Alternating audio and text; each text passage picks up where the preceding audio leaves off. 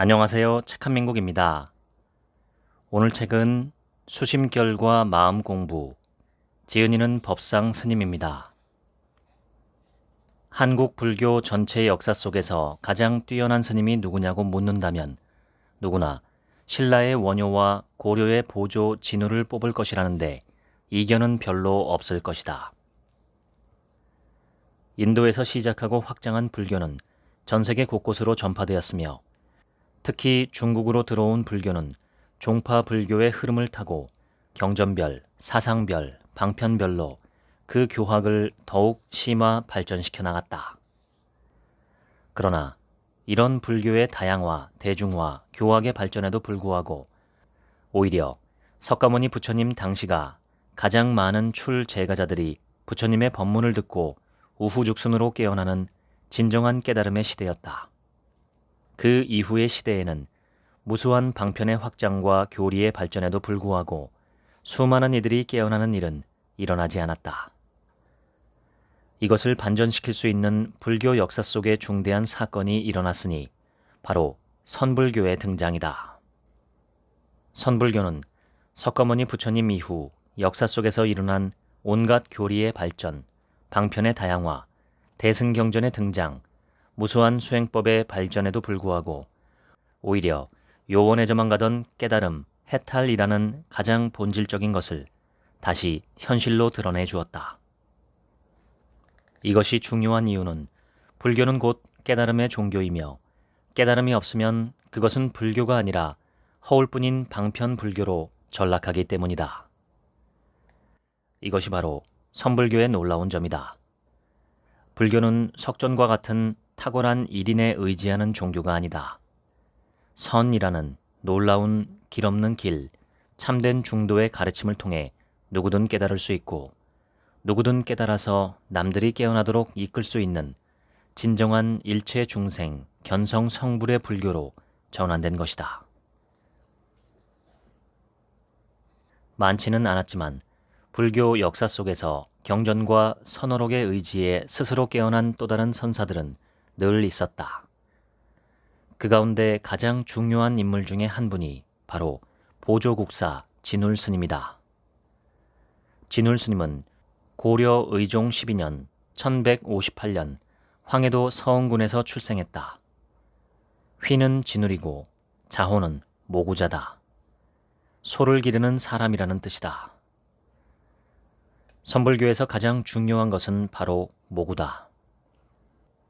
깨달음을 얻는 것이야 발심해서 스승의 법문을 듣다가 문득 깨달을 수 있지만 그것보다 더 중요한 게 바로 소를 키우는 것이다. 즉 오랜 분별과 탐진치 삼독의 때를 조복시키는 도노점수라는 수행의 과정, 모구가 핵심이다. 여기에서 진울 스님의 가르침 중에 으뜸인 도노점수가 나온다. 이 도노점수야말로 선불교를 대중화하고 깨달음이 눈앞의 현실과 하나 되도록 할 수 있는 중요한 가르침이다. 스님의 도노점수, 정해쌍수, 선교 겸수 등의 가르침이야말로 오늘날 괴로움의 소멸과 깨어남에 목마른 대중들에게 현대인들의 근기와 눈높이에 맞게 이끌어주는 가르침이다. 불교 경전에서는 내가 깨닫는 것이 곧 삼천대천세계 전부를 구제하는 것이며 붓다가 깨어날 때 인류가 함께 깨어났다고 설한다. 진실이다. 내가 곧 세계다. 내가 깨어날 때 인류가 함께 깨어난다. 삼계의 뜨거운 괴로움이 마치 불타는 집과 같은데 어찌 그대로 참고 머물면서 그 기나긴 고통을 달게 받고만 있는가. 윤회를 벗어나고자 한다면 부처를 구하는 것이 제일이다. 만약 부처를 구하고자 한다면 부처는 곧 이 마음일 뿐인데 어찌 이 마음을 먼 곳에서 찾고자 하는가. 이 짧은 천마디 가르침 속에 삶의 모든 지혜가 고스란히 담겨 있다. 사람들은 깨달음, 괴로움으로부터의 해탈, 속박에서 벗어남에 대해 전혀 관심이 없다. 지금 당장 갖고 놀 수 있는 재미있는 장난감도 있고 맛있는 음식도 있고 오용락을 추구하고 성취하며 사는 삶이 나름 재미있기 때문이다. 몇십 년 뒤에 올 늙고 병들고 죽는 괴로움, 오용락에 과도하게 집착하는 데서 오는 괴로움 등을 알려주더라도 거기에 신경 쓸 겨를이 없다. 지금이 재미있어서 또 그런 것을 신경 쓸 시간에 더 빨리 돈을 벌어야 하기 때문이다. 젊었을 때는 이 세계가 불타고 있고 내가 불타고 있다는 사실을 대부분 모르고 산다. 우리가 달콤하다고 느끼고 즐겁다고 느끼며 살아오던 그 끊임없는 추구의 삶이 사실은 불타는 집 속에 불난 줄도 모르고 장난감 놀이에 빠진 아이와 같다. 겉으로 보기에는 행복한 일이 많고 재미있는 볼거리와 놀거리도 많다. 그래서 달콤한 욕망의 즐거움을 탐하고 사는 사람이 대부분이다. 이들은 끊임없는 욕심 추구의 삶을 살고 있다. 냉철하게 이 세상의 근원의 실상을 살펴보려고 하지는 않는다. 이 세상은 겉보기와는 다르게 근원에서 바라보면 마치 뜨거운 불길이 활활 타고 있는 불타는 집과 같다. 집 전체가 활활 타오르고 있지만 그런 사실을 전혀 모르는 어린 자식들은 집안에서 장난감 놀이를 하고 있다. 현대인도 마찬가지다. 탐진치 삼독에 불타고 있다. 탐진치란 탐내고 성내며 어리석은 세 가지 마음의 독이다. 끊임없이 욕심과 탐욕을 일으키고 뜻대로 안 된다고 화를 내며 어리석은 마음으로 물질적인 성공을 향해 달려가고 있다.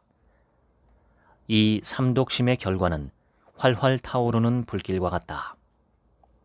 머지않아 젊음은 늙음으로 돌아가고 건강한 몸은 질병으로 불타며 지금은 살아있지만 곧 죽음으로 불타게 될 것이다. 이에 법화경에서 너희는 삼계의 불난 집에 머무르기를 즐기지 말라. 쓰레기 같은 색성향 미촉을 탐내지 말라. 만약 탐내고 사랑하는 마음을 내어 집착하면 그 불에 타고 말리라 라고 했던 것이다. 괴로움의 끊임없는 반복을 윤회라고 한다. 이 괴로움의 반복, 윤회를 벗어나려면 어떻게 해야 할까? 부처님 당시의 깨달음은 너무 쉬웠다. 석가모니 부처님이 5 비구에게 첫 번째 법문인 초전 법륜을 설하고 나서 얼마 지나지 않아 5 비구가 차례로 깨달았다. 함께 앉아 진리를 설명해주고 대화를 나누었을 뿐인데 깨달은 것이다. 함께 모여 앉아서 연기와 중도, 사성제와 팔정도를 설했을 뿐인데 모두가 깨어났다. 앉아서 함께 좌선한 것도 아니고 비밀스러운 수행법이 따로 있었던 것도 아니다. 가섭존자 역시 부처님이 7일 동안 곁에서 법을 설해준 뒤에 깨달았다. 초기 경전을 보면 무수히 많은 사람이 부처님의 법문을 듣고 바로 깨달았다. 선의 황금시대 때도 그랬다. 한 스님 아래에서 100명이 넘는 제자와 제가 불자가 깨어나는 일이 흔한 일이었다.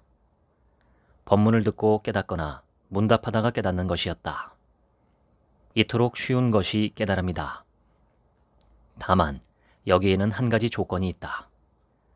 법을 스스로 확인한 사람이 자신의 깨달음을 전해줄 때 쉬울 수 있는 것이다.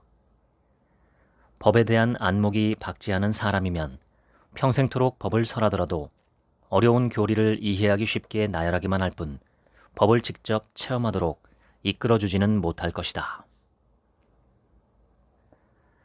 깨달음이란 생각, 분별, 의식으로 가 닿을 수 있는 것이 아니다. 그러나 깨닫지 못한 중생은 언제나 의식과 분별과 생각을 통해서만 인식할 수 있다. 진리는 말이나 언어로 전달하기에 근원적인 한계가 있을지도 모른다. 그런데도 말과 글을 빌리지 않을 수 없다. 선불교에서는 늘 깨달음을 언하대오라고 불렀다. 말 끝에 깨닫는다는 것이다.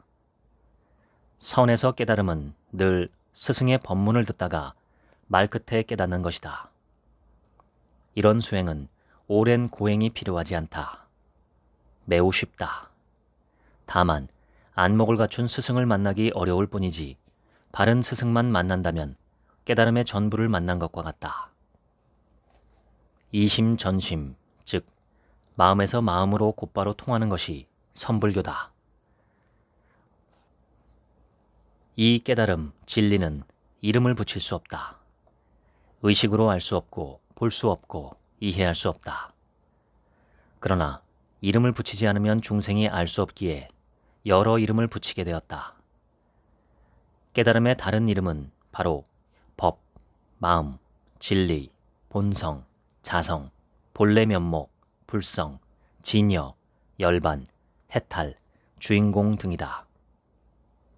그러나 이름을 그렇게 붙였을 뿐 이것은 우리가 알 수 있는 어떤 대상이 아니다. 본래 무일물이다. 깨달음은 나와 따로 떨어져 있는 것이 아니다. 내가 바로 깨달음이다. 내 마음이 부처다. 그렇기에 누구나 깨달을 수 있다고 말하는 것이다.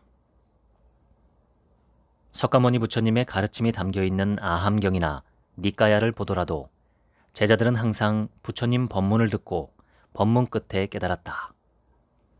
좌선하거나 깨닫거나 수행하다가 깨달았다는 대목은 찾아볼 수 없다. 법문을 듣다가 깨닫고 법문을 듣고 진리를 확인하겠다는 발심을 안고 살아가다가 문득 대상을 보다가 깨닫고 소리를 듣다가 깨닫는 경우가 대부분이다. 수행해서 깨닫는 것이 아니다. 인간 존재는 스스로 문제를 던지고 그 문제를 풀고자 하는 내적인 동력이 강해지면 스스로 그 답을 낼 수밖에 없는 존재다. 답은 언제나 자기 안에 있기 때문이다. 자기 자신이 곧 부처요, 신이며 진리 자체이기 때문이다. 너무도 쉽다. 말하자면 스승이 알아서 다 해주는 것이다.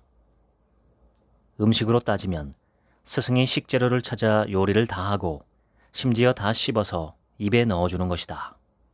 제자는 그저 꿀꺽 삼키기만 하면 된다.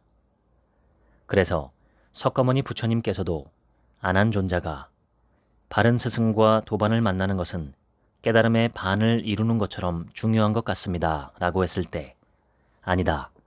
바른 스승을 만나는 것은 깨달음의 반이 아닌 전부와 같다라고 말씀하신 것이다. 부처가 되는 것은 세수하다가 코를 만지는 것만큼 쉽다라는 말이 괜히 나온 게 아니다.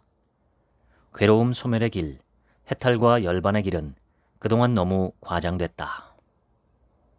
우리는 기존의 불교를 통해 깨닫는 것이 너무 어렵고 10년 동안 눕지 않고 좌선만 한 사람도 못 깨달으며 뼈를 깎는 난행과 고행을 하더라도 못 깨닫고 좌선으로 도달할 수 있는 수많은 깊은 선정의 맛을 보더라도 못 깨닫고 초인적인 수행력을 갖춘 자만이 깨달을 수 있다고 배워왔다.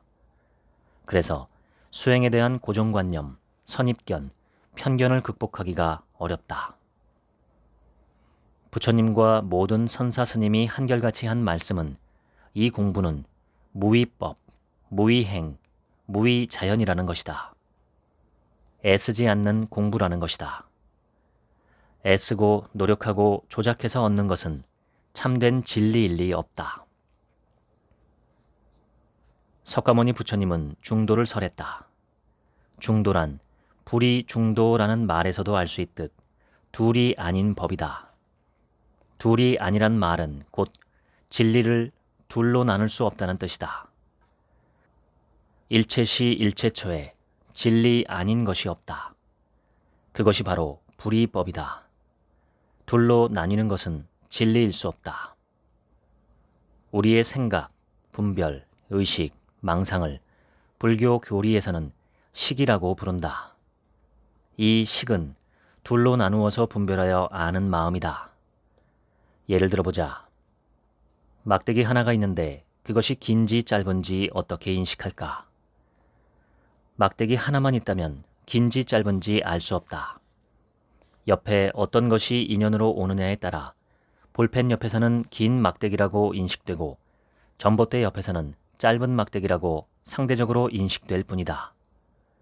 이처럼 우리의 모든 인식은 다른 것과 비교 분별 속에서 일어나는 상대적일 뿐이다.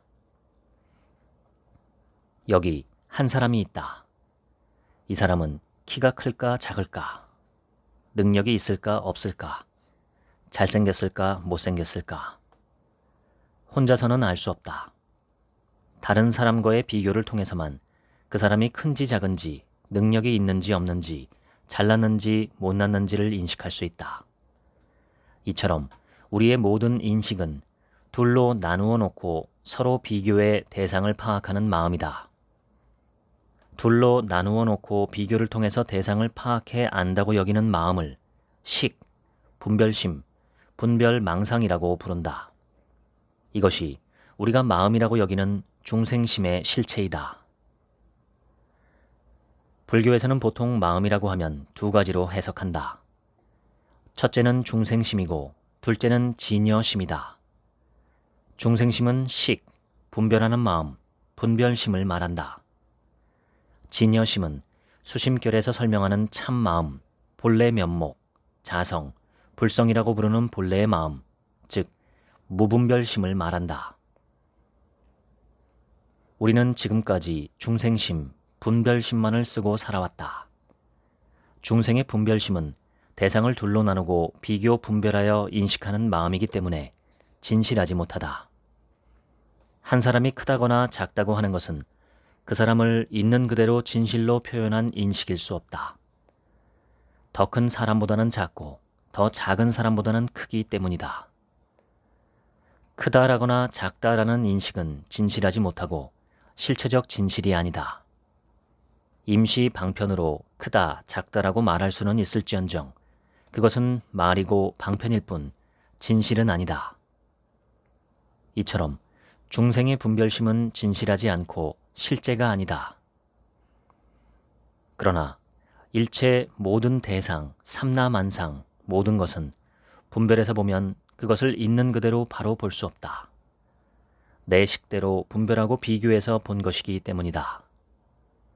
우리에게는 대상을 보자마자 아는 마음이 있다.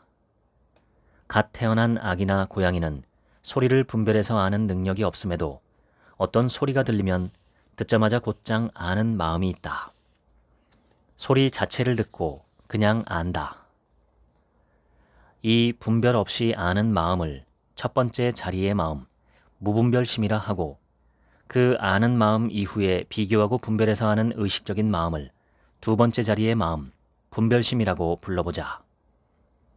첫 번째 자리가 바로 진여심, 자성, 본래 면목이고 두 번째 자리가 중생심, 의식, 분별심, 분별망상심이다. 불교 경전에서는 이 첫 번째 자리를 바다에 비유하고 두 번째 자리를 파도에 비유하곤 한다. 바다 위에서 파도가 일어나고 사라지듯 모든 파도는 결국 바다와 둘이 아니다. 첫 번째 자리의 마음은 있는 듯 없는 듯하다. 보이지 않고 들리지 않고 모양도 없고 색깔도 없고 크기도 없고 생겨나거나 사라지는 것도 아니다.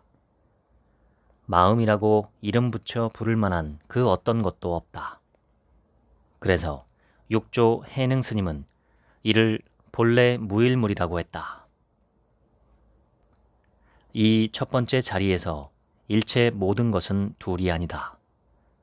아무리 많은 파도가 치더라도 결국 모든 파도는 전부 하나의 바다일 뿐이듯 그래서 불이법이라고 부른다. 모든 존재는 둘이 아니라는 뜻이다. 이런 불이법의 안목을 불이중도 혹은 중도라고 부르고 이렇게 보는 견해를 팔정도의 정견이라고 부른다. 불이중도, 정견은 곧 둘로 나누어 보지 않는 무분별의 지혜다. 이것을 대승불교의 반야심경에서는 반야지혜라고 부른다. 성냥에 불이 붙는 이치를 비유로 들어보자. 성냥의 머리 부분에는 붉은색 황이 붙어 있는데 이 부분을 성냥갑에 인이 칠해져 있는 곳에 대고 마찰시키면 불이 생겨난다. 성냥개비에도 황에도 성냥갑의 인에도 사람 손에도 공기 중에도 사실 어디에도 불은 없다. 이 모든 것을 조화롭게 인연 화합시켜주면 불이 생겨난다. 이처럼 본래 어디에도 없던 것들이 인연을 화합시켜주면 생겨나고 인연이 닿으면 사라진다. 이것이 인연 화합의 법칙, 연기의 법칙이다. 그런데 이렇게 생겨난 불은 인연 따라 생겨난 것이기에 인연이 닿으면 사라진다. 이처럼 인연생, 인연멸하는 모든 것을 비실체성이라고 부른다. 그것 자체에 실체가 있어서 생겨난 것이 아니라 다만 인연을 화합시켜 주었을 때만 임시로 나타나는 것이기 때문이다. 이 몸 또한 어머니와 아버지 그리고 수많은 다양한 인연이 모여 화합된 인연생, 인연멸의 허망한 몸일 뿐이다. 그래서 수심결에서는 색신은 거짓된 것이어서 태어남도 있고 죽는 것도 있다라고 했다. 생멸하는 것은 실체가 아니다. 그 모든 생멸 뒤에는 생멸하지 않는 한결같은 바탕, 배경이 있다. 참된 마음이 바로 그것이다. 이 참된 마음은 허공과 같아 끊어짐도 없고 변함도 없다. 언제나 그대로인 이 바탕의 성품을 늘 한결같아 변치 않는다고 하여 여여 혹은 진여라고 부른다. 우리 중생은 언제나 생겨나고 사라지는 것들에만 관심이 있다. 이 몸이 생겨나고 성장하고 성공하고 돈 벌고 옷 입고 집 사고 차 사고 남들에게 인정받고 늙고 병들고 죽어가는 것만이 우리의 유일한 관심사가 아닌가? 이 나라는 존재는 생겨나고 사라지는 허망한 것이기에 진실하지 않음을 모른다. 나는 마치 신앙과도 같다. 이런 중생들의 보편적인 삶의 방식에 관해 수심결은 첫 장에서부터 파문을 일으킨다. 생겨나고 사라지는 이 몸에 신경 쓰면서 살아가느라 단 한 번도 사유해보지 못했던 몸의 근원, 나의 근원, 나의 참된 마음을 확인할 것을 주문하고 있다. 이것이야말로 내가 죽더라도 죽지 않고 영원토록 신령스러워 하늘과 땅을 뒤덮는 존재의 진실이기 때문이다. 요즘 말로 이것이야말로 진정한 참 나이기 때문이다. 인연 따라 생멸하는 것들에 집착하고 그것을 실체화하면 평생 거기에만 사로잡혀 진실한 삶을 살아갈 수 없다. 자유로운 삶의 가능성이 사라진다.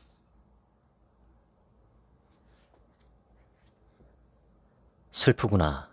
요즘 사람들은 미혹한 지가 오래되어 자기 마음이 참 부처인 줄 알지 못하고 자기의 본성이 참 진리라는 것을 알지 못한다. 진리를 구하고자 하면서 멀리 있는 성인들만 추앙하고 부처를 구하고자 하면서 자기의 마음을 관하지는 않는다. 보통 우리는 마음이라고 하면 당연히 분별하여 아는 마음을 마음이라고 여긴다. 이런 마음을 주인이라 여기고 나의 실체라고 여긴다. 이 마음이 자기 멋대로 세상을 판단하고 세상을 인식하고 대상을 분별하고 어떤 것은 좋아하고 어떤 것은 싫어하는 것을 진짜인 줄 착각하는 것이다. 그러고는 이 분별심의 노예처럼 분별이 시키는 대로 산다. 분별심이 이것은 좋고 저것은 싫다고 하면 이것에 집착하기 위해 노력하고 저것을 멀리하기 위해 애쓴다. 좋아하는 것을 갖지 못할 때 괴로움이 생겨나고 싫어하는 것이 자꾸만 나타날 때도 괴롭다. 취사 간택심에서 괴로움이 생겨나는 것이다. 이처럼 분별심이라는 거짓 마음은 우리를 괴로움으로 몰고 간다. 분별심이야말로 괴로움의 원인이다. 우리가 살아온 지난날이 전부 대상을 향한 취사 간택심의 날들이 아니었던가? 무언가를 더 취하기 위해 애쓴 날들이거나 싫어하는 어떤 것을 멀리하기 위해 애써온 날들이다. 좋은 것에 집착하고 싫은 것을 거부하기 위해 노력하는 것이 바로 우리의 삶이다. 그러나 이런 분별과 취사 간택심은 반드시 괴로움을 가져온다. 언제까지나 성공만 할 수 있는 사람은 없기 때문이다. 언제까지 젊기만 하고 아프지 않을 수 있는 사람 또한 없기 때문이다. 우리는 우리 삶이 분별심이라는 내 생각대로 되게 하려고 애쓴다. 그러나 삶은 언제나 삶의 뜻대로 된다. 내 뜻대로 생각하고 집착하고 만들어내고 취사간택하고 창조하는 삶이 바로 유의 조작의 삶이다. 인류의 지혜로운 성자들의 삶을 보라. 그들은 내 뜻대로가 아닌 있는 그대로의 자연 그 자체에 내맡기고 산다. 유의 조작이 아닌 자연스러움이 삶의 흐름이 된다. 내 뜻대로 안 될까봐 긴장하거나 집착하지 않고 내 뜻대로 안 될 때 화를 내는 일이 없다. 그것이 곧 탐진치, 삼독심이 없는 마음이다. 모든 것이 자연스럽게 있는 그대로 흘러간다. 분별심이 주인이라고 믿을 때는 분별이 시키는 대로 좋은 것에 집착하면서 그것을 갖지 못해 괴로워한다. 싫은 것을 거부하며 그것을 없애지 못해 괴로워한다. 그러나 분별심을 놓아버리면 내 생각대로 대상이 좋다거나 나쁘다고 분별하지 않게 되고 세상 모든 것을 있는 그대로 인정하고 바라보고 허용하게 된다. 존재하는 모든 것을 있는 그대로 바라본다. 세상은 지금 이대로일 뿐이다. 있는 그대로 완전하다. 삶을 있는 그대로 허용한 채 무엇이든 받아들이게 된다. 프로크루스테스의 침대라는 말은 바로 자기 분별심, 자기 생각에 맞추어 남의 생각을 뜯어고치려는 행위를 의미한다. 심지어 남에게 해를 끼쳐 죽게 만들면서까지도 자신의 주장, 견해, 분별심을 굽히지 않는 어리석은 일을 말한다. 우리는 모두 이렇게 살아왔다. 자기 생각대로 남을 규정하고 판단하며 그들이 내 뜻대로 따르기를 바란다. 심지어 세상도 내 뜻대로 되기를 바라고 내 건강, 젊음, 살아있음도 내 뜻대로 되기를 바란다. 프로크루스테스의 어리석은 악행은 아테네의 영웅 테세우스에 의해 끝나게 된다. 테세우스는 프로크루스테스를 잡아서 그의 침대에 누이고는 똑같은 방법으로 머리와 다리를 잘라 죽인다. 분별심과 취사 간택심대로 살아가는 삶은 이렇게 자기 자신을 죽인다. 남도 괴롭히지만 결국 자기 자신을 죽게 만든다. 자신이 만든 침대에서 죽음을 맞이한 프로크루스테스처럼 우리 스스로 만들어 놓은 견고한 분별심과 집착심, 취사 간택심은 결국 우리 자신을 괴로움으로 몰아간다. 그런 사람들에게 수심결이 답을 보여준다. 슬프구나. 요즘 사람들은 미혹한 지가 오래되어 자기 마음이 참 부처인 줄 알지 못하고 자기의 본성이 참 진리라는 것을 알지 못한다. 자기 마음이 참 부처라는 말은 나의 분별심이 참된 부처라는 말은 아니다. 무분별심이 바로 참된 부처라는 것이다. 무분별심이 바로 참 본성이고 참 진리다. 온갖 수행법을 전전하던 끝에 석가모니 부처님은 바깥에 진리가 있지 않음을 깨달았다. 당시에 유행하던 그 모든 수행법을 다 포기한 채 보리수나무 아래에 앉아 자기의 마음을 관하여 깨달은 것이다. 깨달음은 내 바깥에 있는 것이 아니었다. 성인들 속에 있는 것도 아니었고 수행법을 갈고 닦아야만 깨달을 수 있는 것도 아니었다. 아주 가까운 곳에 바로 자기의 참 마음을 보면 그것이 곧 참 부처였다. 자기 마음이야말로 참 부처다. 물론 분별심이 아닌 무분별심이다. 내가 이미 곧장 부처이기 때문에 우리가 깨닫는 것이 가능하다. 아니, 너무 쉽다. 나에게 없는 것이라면 어렵게 만들어내야 하겠지만 이미 있는 것을 다만 확인하기만 하면 되기 때문이다. 분별심만 보고 살던 사람이 스승의 법문을 듣고 문득 무분별심이라는 이미 있는 참 마음을 깨닫는 공부이다. 낯선 세계로 나가기 위해 한번 마음을 크게 내어 추진력을 쏟아볼 필요가 있다. 이것을 수행이라고 하고 발심이라고 한다. 발심은 발보리심의 준말로, 보리는 깨달음을 뜻한다. 깨달음을 얻겠노라는 간절한 마음이 곧 발심이다. 발심한 사람을 수행자라고 부른다. 불교에서 말하는 스님의 근본 뜻은 머리 깎고 승복 입은 사람이 아니라 내 인생 전체를 바쳐 이 분별의 습관을 떨치고 일어나 무분별지를 깨닫노라고 발심한 사람을 말한다. 봄을 찾아 힘들게 고생하며 온 사나 온 나라를 헤매고 다녔는데 결국 봄을 찾지 못하고 힘이 다 빠진 채 집에 돌아와 보니 집 앞들에 봄꽃이 만발해 있었다는 이야기가 있다. 깨달음을 찾는 것도 그러하다.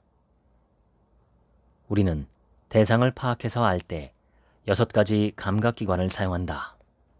시각, 청각, 후각, 미각, 촉각이라는 오감과 뜻이라는 생각을 통해 대상을 파악할 수밖에 없다.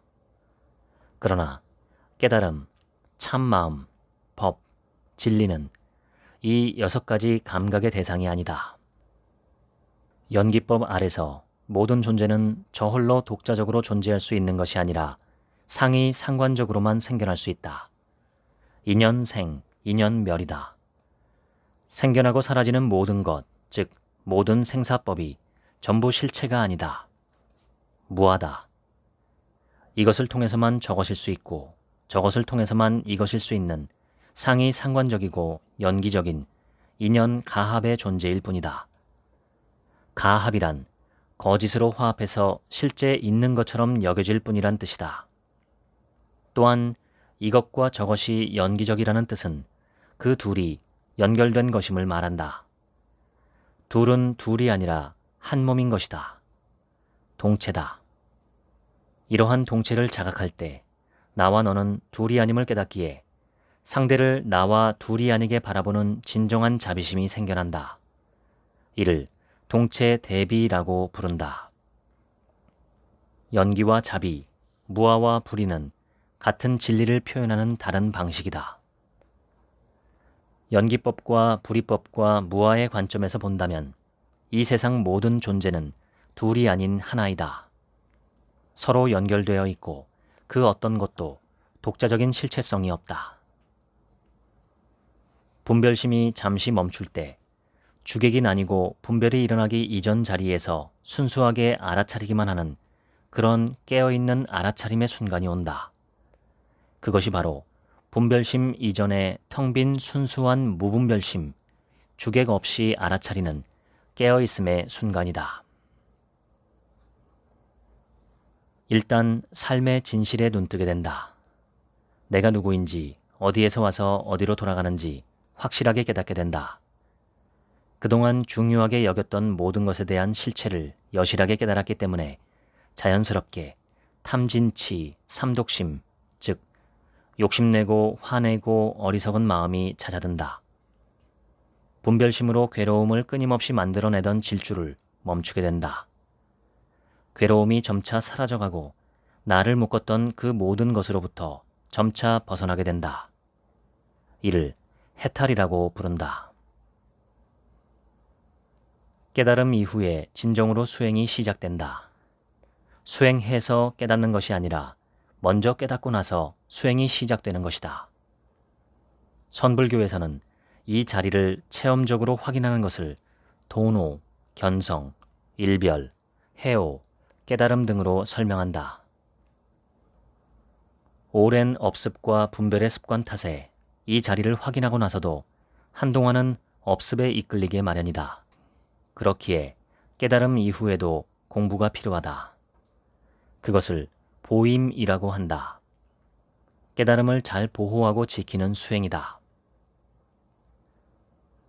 만약 마음 밖에 부처가 있고 본성 밖에 진리가 있다고 말하며 이런 생각을 굳게 집착한 채 부처의 길을 구하는 자가 있다면 그는 무량겁의 오랜 세월 동안 소신 공양하고 연비하며 뼈를 부수고 골수를 뽑아내며 피를 내어 경전을 쓰고 장좌 불화하며 하루에 아침 한 끼만 먹으며 대장경을 전부 다 읽고 온갖 고행을 다 닦는다 하더라도 이는 모래를 쪄서 밥을 짓는 것과 같아서 스스로 괴로움만 더할 뿐이다.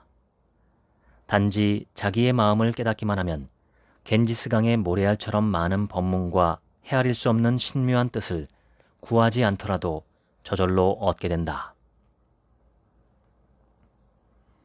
이 소식을 화엄경에서는 일체 유심조라고 했다. 일체 모든 것이 마음에서 나왔다는 것이다. 여기에서 마음은 진여심, 무분별심, 참 마음이다. 세속의 모든 공부는 재능이 있어야 하고 노력도 있어야 한다. 그러나 이 공부 하나만은 세상 모든 사람에게 완전히 공평하다. 마음 공부를 통해 깨닫지 못하는 사람은 없다. 깨달을 수 있는 타고난 재능은 모두에게 100% 완전하게 갖추어져 있다. 바라건대 모든 수행하는 사람들은 절대로 밖에서 구하지 말라. 마음의 본성은 오염된 적이 없어 본래부터 스스로 원만하게 이루어져 있으니 단지 허망한 생각을 떠나게만 하면 곧 여여한 부처이다. 깨닫고자 하는 모든 이는 결코 밖에서 구해서는 안 된다. 불이법의 진리에서는 안팎이 둘로 나뉘어 있지 않기 때문이다. 마음 공부는 평소 내가 중생으로서 하는 모든 것에서 벗어날 때 가능해진다. 과거로부터 가지고 온 모든 편견, 선입견, 분별, 망상, 고정관념, 심지어 나라는 아상과 애고까지 일체 모든 것이 무너지고 깨어지고 허물어질 때 비로소 그 견고한 자아관념 너머에 참된 진실에 조금씩 다가설 수 있다. 선에서는 수행에서 깨닫는 것이 아니라 먼저 깨닫고 난 뒤에 비로소 참된 수행을 시작할 수 있다. 도노 점수가 그것이다. 선불교는 허망한 분별심을 깨뜨려 줌으로써 본래 원만히 갖추고 있는 자신의 본래 면목을 확인하게 만든다. 아주 단순한 구조다. 본래 완전하지만 스스로 한 생각, 한 분별, 한 망상을 일으켜 이 세상을 둘로 나누어 놓은 뒤 좋은 것에는 집착하고 싫은 것은 거부하는 분별과 취사간택심에 사로잡히는 것, 취사간택심에 사로잡혀 집착하는 것을 갖지 못해 괴로워하고 싫어하는 것이 자꾸 나타나 괴로워하는 것, 즉 분별심이 만든 헛된 괴로움에서 노연하기만 하면 되는 것이다. 불성이 무엇인지 알아보기에 앞서 앞으로 이 책에서는 불성이라는 말보다 이것이라는 말을 쓰고자 한다. 이것은 말로 표현할 수 없다. 이것은 머릿속 이미지로 그려지는 상이 아니라 그것의 본질인 성이기에 그려볼 수 없고 만져볼 수 없고 생각할 수 없다. 그런 특징 때문에 불성, 진여, 본성, 자성, 본래 면목, 주인공, 한마음, 마음, 법이라는 말보다 오해의 소지가 적은 이미지를 그려볼 소지가 최대한 적은 단어인 이것이라고 부르기로 하자. 옛 선사 스님들 또한 이 마음을 이것이라고 부르곤 했다. 이 무엇고 라는 말 또한 이것이 무엇인가, 즉 불성, 자성이 무엇인가를 의미하는 것이다. 이것은 무엇일까? 우리는 몸을 나라고 생각하거나 느낌, 생각, 의지, 의식 등의 마음작용을 나라고 여긴다. 보통 뼈나 근육, 인체의 장기들은 120에서 200일이 지나면 세포가 완전히 바뀐다고 한다. 뼈의 조직은 7년마다 몸 전체의 뼈가 새롭게 바뀐다. 몸을 가지고 나라고 한다면 나가 이렇게 변하고 바뀌는 것일까? 사고가 나서 손발을 자르게 되었다면 어떨까? 나라는 존재가 잘라낸 손발만큼 작아진 것일까? 그래도 여전히 나는 여기에 이렇게 있다. 진정한 나는 줄어들고 늘어나는 것이 아니기 때문이다. 이 몸은 수많은 인연이 화합해서 이루어지고 지속되는 것일 뿐이다. 즉, 이 몸은 저 혼자 설 수 있는 것이 아니라 수많은 인연이 화합해야만 유지되는 것이다. 공기가 없다고 생각해보라. 몸은 곧바로 죽고 말 것이다.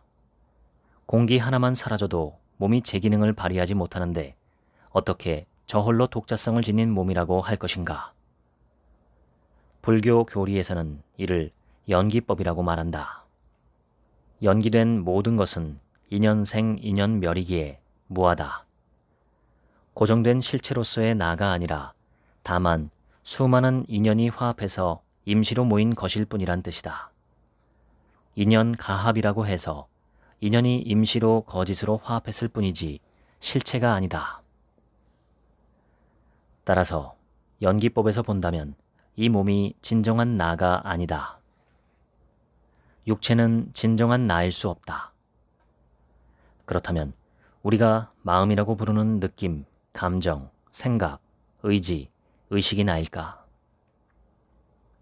보통 우리는 느낌을 나라고 여기기 때문에 우울한 느낌이 왔을 때 내가 우울해 라고 여긴다. 우울한 느낌을 나와 동일시한다. 그러나 내가 우울하다는 것이 정말 맞는다면 우울함이 떠나갔을 때 나도 함께 떠나가야 하지 않을까? 그러나 우울함이 떠나가도 나는 여전히 여기에 있다. 행복한 감정이 왔다가 가더라도 그 행복을 느끼는 나는 여전히 여기에 있다. 느낌은 왔다가 간다. 그런데 모든 느낌을 느끼는 이것, 즉 느끼는 놈은 어떤가? 이 느끼는 놈도 왔다가 갈까? 느낌을 알아차리고 있는 이것이 진짜 나일까? 왔다가 가는 것은 진정한 내가 아니다. 생각은 어떨까? 생각이 나일까? 생각은 내가 아니라 인연 따라 왔다가 가는 것일 뿐이다. 진정한 나는 왔다가 가는 생각이 아니다. 그 모든 생각을 알아차리는 이것이다. 생각도 느낌도 왔다가 가지만 그 모든 생각과 느낌이 왔다 가더라도 오거나 가지 않고 늘 이 자리에서 오고 가는 느낌과 생각을 지켜보는 무엇이 있다. 의지도 마찬가지다. 어떤 의지, 의도이든 그 또한 왔다가 가는 것이다. 끊임없이 변화하는 것일 뿐이다. 의식 역시 그렇다. 나 자신을 좋은 사람이라고 인식했다가 나쁜 사람이라고 인식하기도 한다. 똑같은 대상을 보고 어떨 때는 좋게 인식하다가 또 나쁘게 인식하기도 한다. 이처럼 인식과 분별심은 왔다가 가는 것일 뿐 고정된 실체가 아니다. 그러니 어떻게 이 분별하는 마음을 나라고 할 수 있겠는가? 왔다가 가는 분별이 아니라 그 모든 분별을 비추고 있는 이것이 진짜 나이다. 인연 따라 왔다가 가는 것은 허망한 것일 뿐 진실이 아니다. 진짜 내가 아니다. 어떤 스님이 귀종 화상에게 물었다. 어떤 것이 부처입니까? 귀종 화상이 대답했다. 내가 지금 그대에게 말해줄 수는 있으나 그대가 믿지 않을까 두렵구나. 스님이 말했다. 화상의 지극하신 말씀을 어찌 감히 믿지 않겠습니까? 화상이 말했다. 그대가 바로 그것이다. 아주 유명한 가르침이다. 내가 바로 부처요. 그대가 바로 불성이다.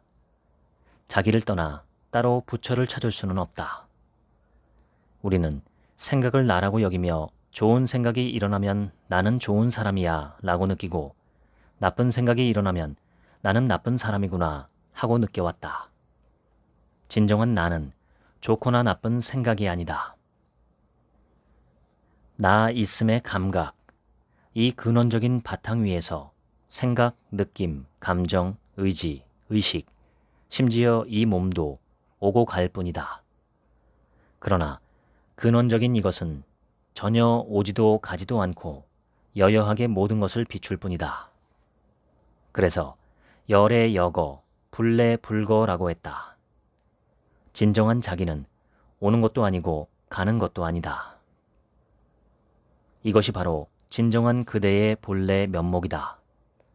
이것이 바로 그대이다. 그대의 몸이나 느낌, 생각, 감정이 참다운 그대 자신이 아니라 나 있음이라는 근원적인 살아있음, 깨어있음, 이것이 진정한 그대의 본래 면목이다. 그대는 몸이 아니고 느낌이 아니다. 생각이 아니다. 이것이야말로 참다운 그대의 본래 면목이다. 수행자들은 주로 10년 동안 장좌불화했다거나 선방에 20년도 넘게 앉아 있었다라거나 무문관에 들어가 3년 동안 나오지 않았다라는 등의 그 누구도 쉽게 따라하지 못할 만한 넘사벽의 수행력을 보여준다. 이렇게 해야만 깨닫는 것이라면 일상을 살아가야 하는 평범한 생활 수행자들은 깨달음은 꿈도 못 꾸고 말 것이다. 그러나 부처님 당시에 수많은 깨달은 재가인들이 전부 이렇게 해서 깨달은 것은 아니지 않은가? 그저 부처의 법문을 듣고 깨어난 것이다. 너무도 쉽게. 사실은 석가모니 부처님께서도 이런 방법으로 밀어붙이다가 결국 포기하여 깨달으셨다. 즉, 부처님께서는 자신이 극도의 고행과 유의 조작의 수행을 하다 안 되었고 결국 그렇게 밀어붙이는 수행을 통해서 되는 것이 아님을 깨달은 뒤에 후에 있을 수행자들은 나처럼 하지 말라는 뜻으로 중도를 설파하신 것이다. 선의 초기, 조사선의 시대, 선종사원에서 가장 중요한 것은 스승이었다. 깨달은 스승이 있다면 다른 수많은 수행법이나 팔만대장경이 필요치 않다. 그래서 이 시대에 가장 중요한 것은 조사, 주지, 방장이라고 불리던 스승의 역할이었고 당연하게 조사와 주지 선발은 매우 철저했다. 다른 것은 전혀 보지 않았고 오직 깨달음이 있는가만 보고 선발했다. 후대에도 스승이 새로 만든 절의 주지를 선발하기 위해 절의 모든 스님을 대상으로 높고 낮음을 묻지 않고 오직 법의 안목만을 보고 주지를 임명하여 내보낸 일들은 선의 전통이 되었다. 그렇게 내보낸 주지 스님은 절에서는 마치 부처님과도 같은 정도의 절대적인 스승이었다. 그래서 선종사원의 법당에는 부처님을 따로 모시지 않았다. 주지가 곧 부처였기 때문이다. 그 정도의 믿음이 있어야 제자를 깨달음으로 이끌 수 있기 때문이다. 그런데 후대에 와 올바로 깨달은 스승이 사라지면서 스승이 법의 자리를 곧바로 확인시켜 줄 수 없게 되었다. 그러다 보니 어쩔 수 없이 제자를 방편과 방법론으로 지도하는 시대로 변화될 수밖에 없었다. 그동안 중생은 자신이 스스로 만든 분별심이라는 필터로 세상을 걸러서 보았다. 이것은 곧 티끌 하나가 눈에 들어가면 허공꽃이 어지러이 떨어지는 듯하다 라는 뜻이다. 자기 눈 속에 티끌이 있는 줄 모르고 허공에 꽃이 있다고 여기는 것처럼 자기 마음에 분별심이라는 번뇌의 티끌로 인해 세상을 허망하게 바라보고 살아온 것이다. 분별심은 늘 나와 세상을 둘로 나눈다. 좋고 나쁜 것을 둘로 나누며 이분법적인 분별을 진실이라고 여긴다. 견성 이후에도 여전히 생각과 분별과 망상이 올라온다. 사람들과의 관계 속에서도 예전의 업습이 똑같이 올라온다. 예전엔 그 생각이 나라고 여겨서 그 생각에 끌려다녔다. 그러나 견성 이후에는 스스로 끌려가고 있는 것을 관찰하게 된다. 그 생각이 참된 내가 아님을 자각하는 것을 통해 생각이 나를 지배하지는 못하게 된다. 생각 분별이 다 일어나는데 생각 분별이 없다. 깨달음에 대한 수많은 사람의 견해, 편견은 깨달음이 일어나는 것을 방해한다. 마음 공부를 하는 공부인은 먼저 깨달음은 이런 것일 거야. 깨달음은 이렇게 되겠지. 깨달은 자의 삶은 어떨까 하는 생각을 모조리 내려놓아야 한다. 깨달음에 대해 삿되고 잘못된 견해를 가진 자의 질문을 보자. 깨달음에 대한 자기만의 견해에 빠진 사람은 이런 식으로 생각한다. 깨달음을 얻은 성인은 일반 사람들과 달리 신통 변화를 나타내야 하는 것이 아닐까? 이 질문에 대한 진울 스님의 답변은 한마디로 경솔하게 미친 소리를 하지 말라는 것이다.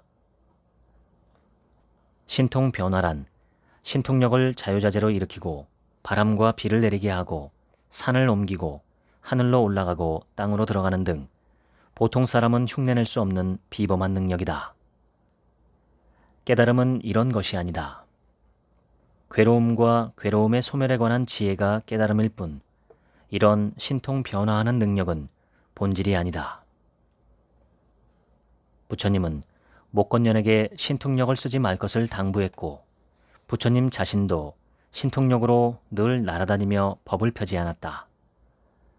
전생을 보고 날아다니고 남의 마음을 읽더라도 스스로 분별 망상에 시달려 괴로움에서 벗어나지 못한다면 어찌 깨달은 자라고 할 수 있겠는가? 지금도 가끔 영통한 능력이 생긴 사람 가운데 신통력이 생기지 않은 스님은 스님이 아니라는 미친 소리를 하는 이들을 볼 때가 있다. 참으로 어리석은 미혹일 뿐이다. 마음 공부라는 보물찾기는 이미 찾아져 있는 것을 다만 확인하면 될 뿐이다. 이 공부에서 가장 중요한 것은 다른 것에 신경 쓸 만한 것을 최소화할 수 있어야 한다는 점이다. 이것저것 다 신경 쓰고 뉴스 보고 취미 활동하고 이 일 저 일 다 하면서 어떻게 이 공부를 할 수 있겠는가? 직업 생활이야 어쩔 수 없겠지만 나머지 부분에서는 신경 쓸 일을 최소화한 뒤 오로지 온종일 마음속에 이 하나에 대한 궁금함으로 꽉 막혀 있어야 한다. 그래서 도노의 깨달음의 의지에 수행하고 점점 익혀서 깨달음이 확고하게 자리 잡도록 하고 이를 통해 자유자재한 깨달음의 삶이 구현될 수 있도록 해야 한다. 이것이 점수이다. 아무 생각도 없이 산다는 것은 아니다. 오히려 중생보다 더욱 효율적으로 분별하고 더욱 직관적으로 판단한다. 판단에 주저함이 없고 많은 생각으로 인해 깊은 고뇌에 빠지지 않는다. 삶이 가볍게 흘러간다. 내 뜻과 맞지 않는 사람과 다툴 일도 사라진다. 예전에는 뭐가 뭔지도 몰랐다. 삶이 무엇인지, 내가 누구인지, 어떻게 살아야 잘 사는 것인지도 모른 채 생각과 분별에 끌려다니며 이리저리 휘둘리고 살았다. 이제는 나와 삶의 진실에 눈을 떴기 때문에 물결처럼 휘둘리지 않는다. 잠깐 휘둘렸다가도 다시 돌아올 힘이 생긴다. 내 뜻대로 삶을 통제하려 하지 않는다.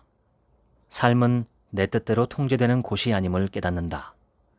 그러니 인연 따라 살아가는 삶으로 전환된다. 삶을 주도해 오던 나가 빠지는 것이다.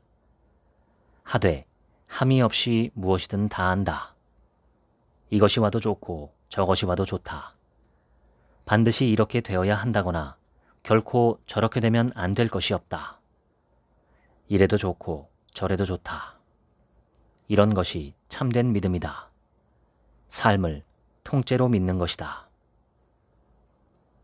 분별이 없는 삶은 얼마나 자유로울까? 매 순간 최선을 다하면서도 결과에 대한 두려움이나 집착이 없다. 삶이 본래 완전하게 흐름을 굳게 믿는다. 내가 삶을 끌고 가는 것이 아니라 내가 곧 삶이기에 삶의 흐름에 든다. 삶은 이토록 가볍고 유쾌하며 그 무엇에도 얽매임 없이 논일며 살아가는 곳이다. 이것이 삶의 본질이다. 불교는 괴로움과 괴로움의 소멸을 설하는 것일 뿐 따로 깨달음을 내세우지 않는다. 괴로움이 소멸한 상태를 깨달음, 열반, 해탈, 견성, 증오라고 방편으로 이름 지었을 뿐이다. 세상을 어떻게 둘로 나눌 수 있는가? 둘로 나누는 것은 우리의 허망한 생각에서 나온 분별일 뿐이다. 주관과 객관, 나와 세상, 육군과 육경을 따로 나눌 수 없다. 전통적으로 불교에서는 번뇌 망상을 수많은 잡초와 풀더미에 비유하곤 한다. 이 번뇌의 망상을 없애겠노라고 하면서 돌로 풀을 누르듯 오랫동안 좌선하면서 올라오는 번뇌와 생각을 억누르려고만 한다는 것이다. 생각이 올라올 때 그것을 억누르는 것으로 그것을 없앨 수 있을까? 인류 역사상 올라오는 생각을 완벽하게 억누른 사람이 있을까? 죽은 사람 이외에 그것에 성공한 사람은 단 한 명도 없을 것이다. 생각과 분별, 망상은 끊임없이 올라온다. 그것은 잘못된 것이 아니다. 분별할 줄 모르면 우리는 이 세상을 살아갈 수 없다. 없어질 수 없는 것이며 또한 없애서도 안 되는 것이다. 생각과 분별은 올라오지 못하도록 억눌러 놓을 게 아니라 그 실체가 무엇인지 자각하기만 하면 된다. 그것이 실체가 아님을 선악, 대소, 장단, 옳고 그름 등으로 분별하는 그 분별의 성품이 공하다는 것을 깨닫기만 하면 된다. 선악 등의 성품이 공함을 깨닫기만 한다면 애써 올라오는 분별을 억누를 것 없다. 필요할 때 자유자재로 꺼내어 쓰면서도 그 근본이 공한 줄 아니 생각에 사로잡혀 끌려가지 않는다. 생각의 주인이 되어 생각을 쓸 수 있게 된다. 이것이 바로 진정한 선정이다. 절대 선과 절대 악이 있을까? 그런 것은 없다. 좋음과 나쁨, 선과 악 등의 일체 만법이 모두 이 한 법에서 나온다. 일체 유심조, 이 마음이 일체 모든 것을 지어냈을 뿐이다. 사람이 행하는 선악의 일체 모든 행위 전부 다 이 한 법, 하나의 성품에서 나왔을 뿐이다. 이 성품 자리에는 그 어떤 분별도 없다. 진리의 본성은 텅 비어 공하기에 본래 죄와 복이 따로 없고 선악을 분별할 수도 없음을 바로 깨달으면 그것이야말로 진정한 참회다. 그래서 생각과 분별 망상이 일어나는 것을 두려워하지 말고 다만 알아차림이 더딜까를 두려워하라고 했다. 분별심과 생각이 일어나면 곧 그런 생각이 일어났음을 다만 알아차릴 뿐이다. 그것이 생각일 뿐이며 실체가 아님을 깨달으면 그 생각은 있으면서도 있는 것이 아니다. 그래서 생각이 일어나면 곧 알아차려라. 알아차리면 없다. 라고 했다. 우리가 지금까지 내 몸, 나라고 여겼던 몸이나 마음, 즉 오오는 진정한 나가 아니다. 이것이 진정한 나의 본래 면목이다.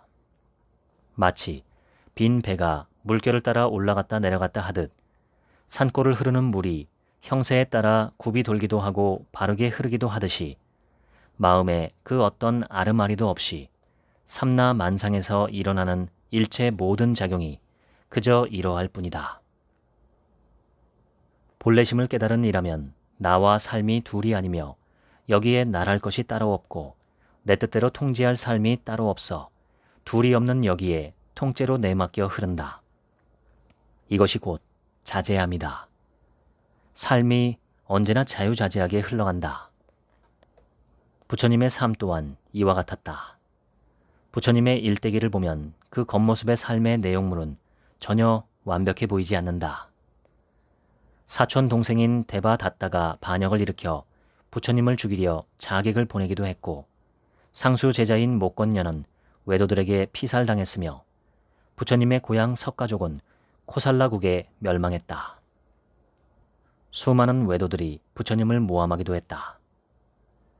정작 부처님은 자기 삶조차 원하는 대로 변화시키지 않으신 분이다.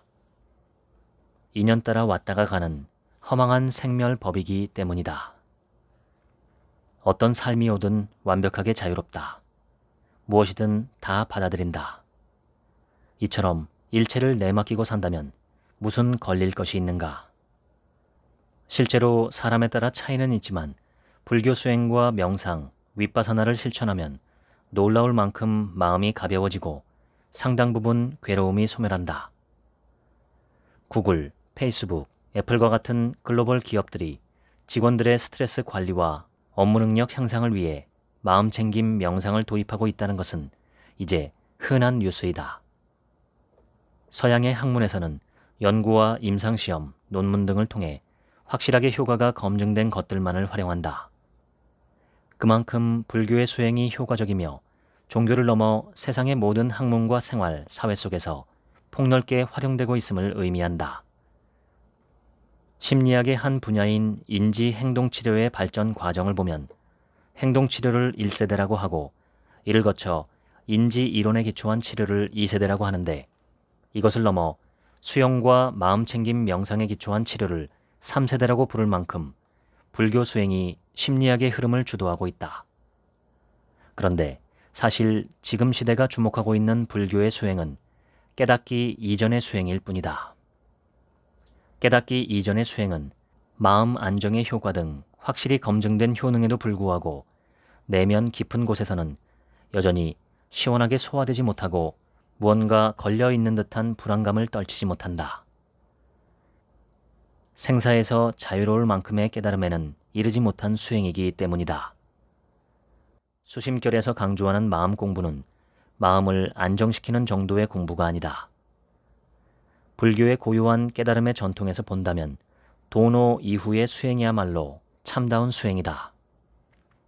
미래에는 깨닫기 이전의 수행을 넘어 도노에 이르는 참된 깨달음의 길과 도노 이후 점수의 길이 우리 사회와 인류, 시대를 이끌어가지 않을까 싶다.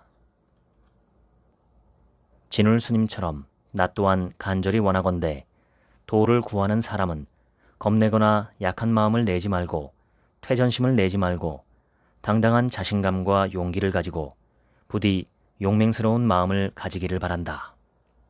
그대들 모두가 분명히 깨달을 사람이고 이미 깨달아 있기 때문이다. 그대와 나는 둘이 아니니 우리의 발심이 하나로 모여 익어갈 때 나인 세상이 모두가 함께 깨어나게 된다. 한 번 사람의 몸을 잃으면 이 한 생이 허망하게 지나가고 나면 만겁토록 회복하기 어려우니 억겁에 다시 없을 이 놀라운 기회를 부디 놓치지 않도록 하자. 지혜로운 사람이라면 어찌 보배가 있는 것을 알고도 그것을 구할 생각을 하지 않을 수 있겠는가? 이 보배를 구하지 않은 채 여전히 외롭고 가난한 자신을 원망만 하고 있을 것인가? 만약 이 보배를 얻고자 한다면 바로 이 가죽 주머니, 나라는 허망한 착각을 놓아버려야 한다. 이 몸과 마음이 나라는 허망한 착각에서 벗어난다면 곧바로 자신의 참된 본래 면목을 확인할 수 있을 것이다. 지금까지 법상 스님이 지은 수심결과 마음 공부 읽어드렸습니다. 감사합니다.